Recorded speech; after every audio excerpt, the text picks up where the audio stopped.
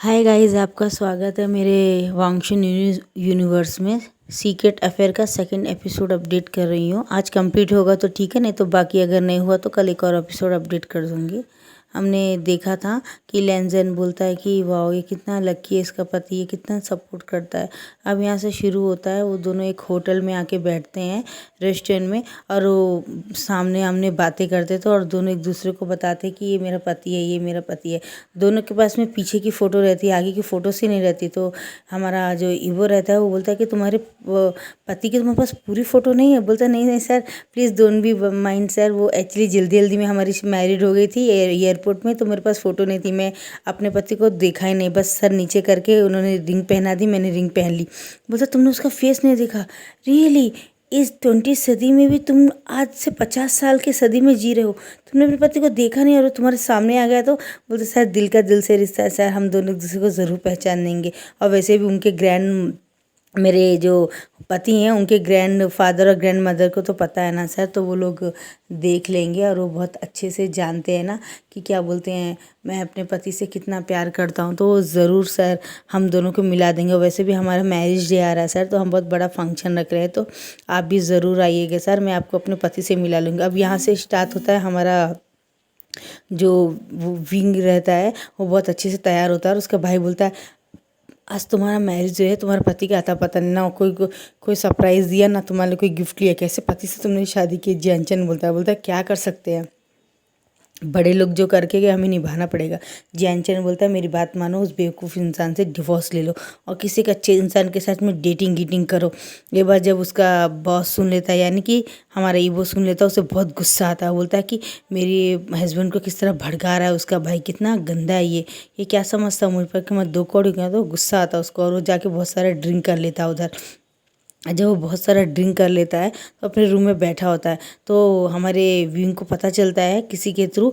Manager बोलता है sir क्या वहाँ पहुँच गया क्या, हमारे बॉस भी आए हैं आपके मैरिज के फंक्शन को अटेंड करने।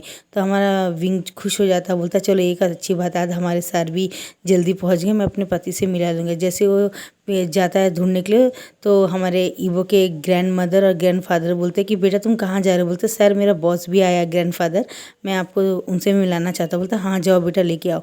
और जब वो रूम में जाता है तो लेंजन वन बाय वन ऐसे 4 पैक पी लिया होता है। मेरे ख्याल से तो एक बियर का बॉटल भी पूरा ख़त्म कर दिया था और अलग से दारू पी रहा था, ड्रिंक कर रहा था। उसे बहुत गुस्सा आ रहा था है कि क्या मैं इतना बुरा हूँ। एक तो उसने फेस टू फेस मीटिंग नहीं की, ना ही मुझे कोई किस दिया, ना ही मुझसे वो प्यार करता है, ना ही मुझे उसकी सूरत याद है, और मेरे से पहले ही बदनाम करना शुरू कर दिया। This is not fair. ये बात से उसे बहुत हर्ट होता है। और जब वो अपने सामने देखता है कि विंग खड़ा है, उससे पुकारा, तो आंखें न्यारी करके बोलता है क्या हुआ विंग, अब तुम्हें कोई प्रॉब्लम है क्या मेरे पीने से भी? तो बोलता है नहीं नहीं सर ऐसी बात नहीं है, आप इतना ड्रिंक कर लिए आप मेरे पति से कैसे मिलेंगे? बोलते मुझे नहीं मिलना किससे। बोलते प्लीज़ सर आप उठिए, मैं आपको क्या बोलते हैं यहाँ रूम है, रूम में आपको लेके चलता हूँ। और जैसे उसे उठा के रूम में लेके जाने लगता है, तो अचानक रूम का डोर खोलते ही वो दोनों एक दूसरे को पकड़ के बेड में गिर जाते हैं। मगर वो ड्रिंक रहता है ना, ड्रिंक मेंबर को अगर आप उठा रहे हैं तो उसका वेट थोड़ा ज़्यादा ही रहता है, क्योंकि वो अपने होश में नहीं रहता है। तो वी हुजान के ऊपर उसका पूरा बैलेंस गिर जाता है हमारे ईवो का, और वो फ़ौरन उसको पकड़ के नीचे गिर जाता है।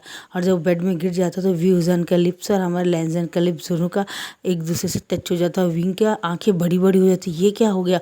अब हमारे ईवो को भी हमारा विंग पहले से ही बहुत पसंद था, क्योंकि वो बहुत प्यारा गॉड के जैसा एकदम सुंदर मासूम था, और वो बहुत लॉयल था अपने पति के प्रति। तो ये बात हमारे लेंजर को भी बहुत गुस्सा आता, तो बोलता है नहीं इस इंसान को ये डिज़र्व नहीं करता है, ये सिर्फ मुझे बिलोंग करता है। ये बोल के हमारे वी वुजान के ऊपर आ जाता है और उसे पैशनेटली किस करने लगता है। और हमारा वी वुजान कुछ रिएक्ट ही नहीं कर पाता, बोलता है ये क्या हो रहा है मेरे साथ, ये मेरी किस कर रहे हैं, मैं मैरिड हूँ, अगर किसी ने हमें इस पोजीशन में देखा तो मेरी तो इज्जत ही चली जाएगी, मेरा पति तो मुझे अभी इसी वक्त डिवोर्स दे देगा। वो उसे धक्का मारता, बोलता हटो, लेकिन वो हटता ही नहीं है और उसके साथ वो बहुत रफली किस करने लगता है। ऐसे ही रफली किस करने के बाद में वो बोलता है आप क्या कर रहे हैं, और वो उसे खींच के एक झापड़ मारता है, आपने क्या किया, ये आपको ऐसा नहीं करना चाहिए, आपको पता है ना मैं मैरिड हूँ फिर भी। तो बोलता है भाड़ में जाए तुम्हारा पति, तुम्हारा पति तो तुम्हें डिजर्व ही नहीं करता। ये बात उसे बोलता है और फ़ौरन से अपने तरफ खींच लेता है। फिर दोबारा जब उसे किस करने लगता है तो बोलता है आप वो दारू का असर हो गया, आपने बहुत ड्रिंक कर ली, आप अपने होश में नहीं है, कल आप रिग्रेट करेंगे कि आपने कहा है और आप सॉरी बोलेंगे, मैं ये नौकरी छोड़ रहा हूँ अभी। और इसी वक्त बोलता है, और वो पार्टी से चला जाता है। और वो बोलता है कि क्या हुआ, तो बोलता है मुझे मुझे नफ़रत उस इंसान से, बोलता है। और मुझे आपके बेटे से भी, आपका बेटा तो अब आया भी नहीं, आपके बेटे को मेरी कोई फ़िक्र ही नहीं है, पता नहीं कहाँ मुंह काला कर रहा होगा बैठ के। 5 साल की शादी में एक बार उसने मेरे साथ फेस टू फेस मीटिंग भी नहीं की।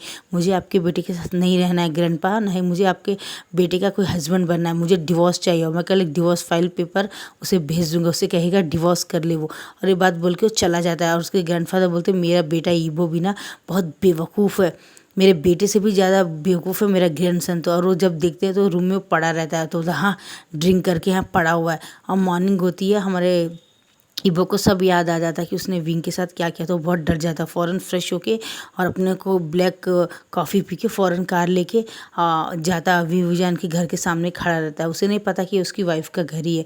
वो जाके खड़ा होकर बेल बजाता है, और जब बेल बजाता है तो हमारा विंग जो रहता है उसका नेक से नीचे रहता है उसका नाइट ड्रेस, और वो जाके उसे बोलता है कि आई एम सो सॉरी, मुझे माफ़ कर दो। हमारा विंग कौन है, सुबह सुबह मुझे इस सब परेशान मत करो करके बोलता है। मैं पहले कल पार्टी से बहुत अपसेट हूँ, प्लीज़ मैं अपने बॉस से अपसेट हूँ, मैं अपने पति से अपसेट हूँ, मुझे दोनों बंदों से नफरत हो गई है।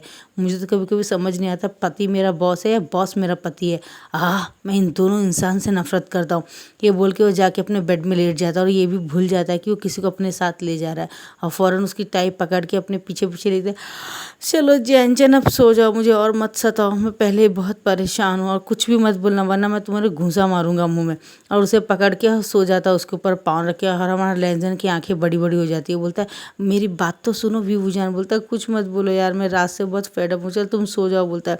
और उसके नेक में अपना सर रख के उसे पकड़ के सो जाता है। हमारा वो क्या कर सकता है, वो बोलता है क्या सुबह के 9:30 बजे मैं इसके साथ सोने थोड़ी आया था, चलो एक से अच्छा ही है, एक तरह से इसने मेरे साथ ज़बरदस्ती की है, मेरी कोई गलती नहीं, मैं बहुत शरीफ हूँ, बहुत सीधा हूँ करके बोल के वो स्माइल करके अपने सेल में कोई ना कुछ देखने लगता है। और मैनेजर को बोलता है मैं कोई बाहर एक मीटिंग में हूँ, अगर किसी ने मुझसे पूछा तो बोलना मैं कोई मीटिंग से बाहर गया हूँ, और मेरा मीटिंग ख़त्म होते ही मैं फ़ौरन आ जाऊँगा। ये बात बोल के फ़ोन रख देता है वो। और उसका मैनेजर भी ये मैसेज पास कर देता है ग्रैंडपा को कि बॉस कहीं बाहर गए हैं, मीटिंग होते ही आपसे आके मिलेंगे। तो बोलता है ठीक है, उसको बोलना आते हो विभूजान से मीटिंग कर लेने, तो मैं उसे जान से मार दूंगा। और ये मैसेज भी मैनेजर हमारे इबो को देता, बोलता है हाँ भाड़ में जाए मेरी बीवी, कल डिवोर्स देती आज दे दे। और विंग के साथ रहता है। विंग जब 12:30 बजे उठता है तो देखता है कि लैंजन बाजू में सो रहा है और उसके पास में सेल है। और वो बहुत परेशान होकर हड़बड़ के बोलता है बॉस आप यहाँ क्या कर रहे हैं, आपने रात को जो मेरे साथ किया क्या कम था क्या, वो मेरे बेड में सो रहे हैं। तो बोलता मेरी कोई गलती नहीं है, तुमने मुझे जियानचन पकड़ के, अपना भाई पकड़ के मुझे बेड में सुला लिया, टांग तुमने मेरे ऊपर रखी, मैं इनोसेंट हूँ, मैंने कुछ भी नहीं किया, तुम ही देखो मेरे बटन खोल के मेरे को यहाँ गले में हिकिस भी दिया। तो बोलता ओ ये मैंने क्या कर दिया, बोलता है। और उठ के जब वो जाने लगता है तो फ़ौरन हमारा लैंजन उसे खींचता है, देखो मैं सीधी बात तुम्हें बता दूँ, मैं अपनी वाइफ से प्यार नहीं करता हूँ, पूरा डिटेल बता देता है। विंग भी पूरा डिटेल बता देता, बोलता मैं भी हूँ। और जब वो दोनों ध्यान देते तो बोलते 1 मिनट आपकी शादी कौन सी तारीख को हुई है, वो सब एक्सप्लेन कर देता है, पूरा बताता है। तो बोलता ओ माय गॉड, अब फ़ौरन शर्मा के बाथरूम में चला जाता है।